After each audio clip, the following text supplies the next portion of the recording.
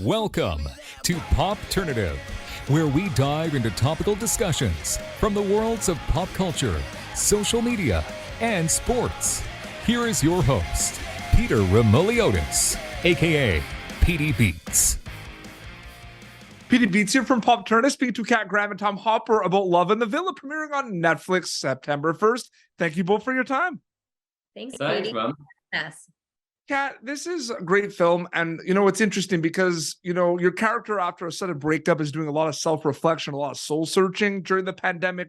We've been doing a lot of self-reflection and soul-searching because we've had a lot of time. So the film becomes like more relatable, I feel like, just because of that. I'm curious if you ever thought about that specifically. Oh yeah, totally. I was even having, I had pre-COVID, he's now my fiance, but I had a big moment where I thought I'd lost the love of my life, and I actually went to Verona.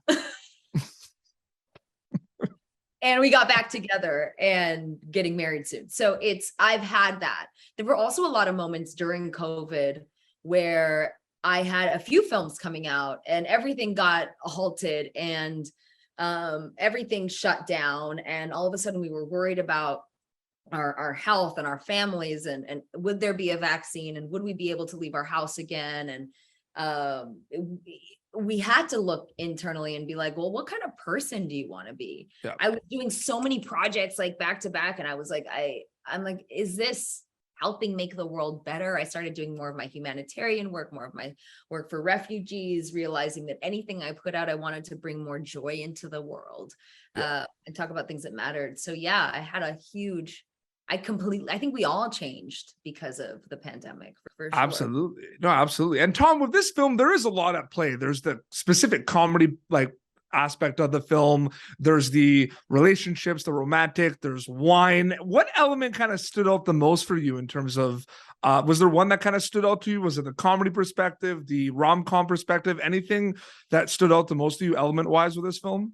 Yeah, I mean, I think the feel-good factor, I mean, it could well have been actually that it was the first movie I did, I was shooting Umbrella Academy season 3 at the time that I took my meeting with Mark about this movie. And maybe when I read it, maybe that's what it was. Maybe I was thinking that I think this is the kind of thing I want to do at the moment, because I want to put, as Kat says, more joy into the world and kind of free, easy watching, no stress, and that's what I kind of got from it as I read it. It just felt so easy. So I think that's obviously a huge factor. Yeah. And also, because it's in Italy, and Italy's like an amazing place to go and shoot. So why not? Absolutely.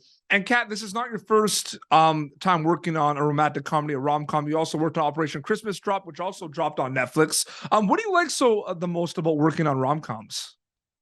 I just like working with Netflix. Like, they're the fucking best. I usually don't, I'm not like, I've always been, I love romance, but I'm also kind of a pessimist. I'm somebody that's like, that doesn't exist, prove it. And then I'm like, oh, okay, it's cute.